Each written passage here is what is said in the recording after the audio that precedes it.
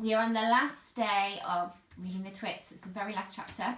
But I've also been reading some of the books, and this one is my favourite at the moment. You might have seen me post it on Twitter. It's called The Boy at the Back of the Class.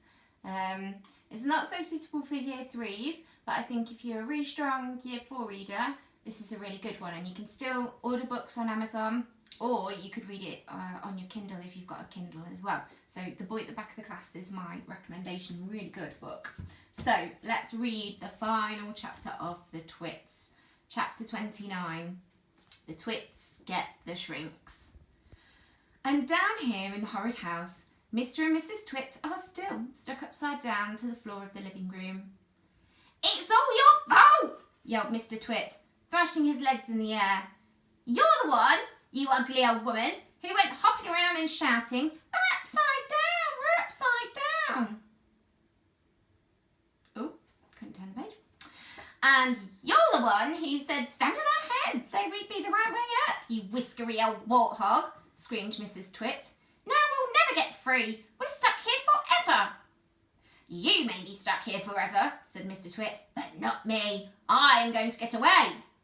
Mr. Twit wriggled and squirmed. He squiggled and wormed. He twisted and turned, and he choggled and churned. But the sticky glue held him to the floor just as tightly as it once held the poor birds to the big dead tree.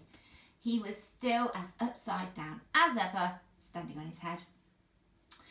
But heads are not made to be stood upon. If you stand on your head for a very long time, a horrid thing happens.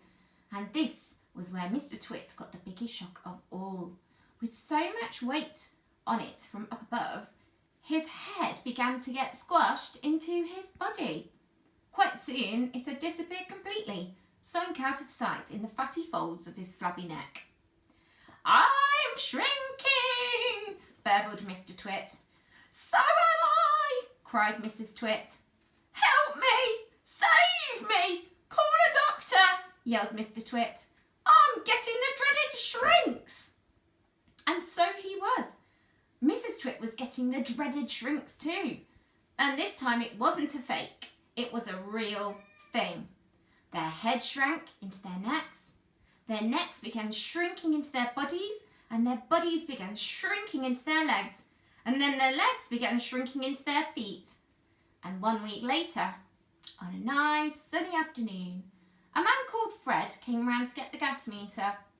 When nobody answered the door, Fred peeped into the house, and there he saw, on the floor of the living room, 2 bundles of old clothes, 2 pairs of shoes, and a walking stick.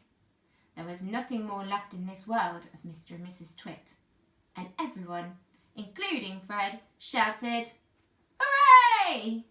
And that, Harry Class, is the end of the book.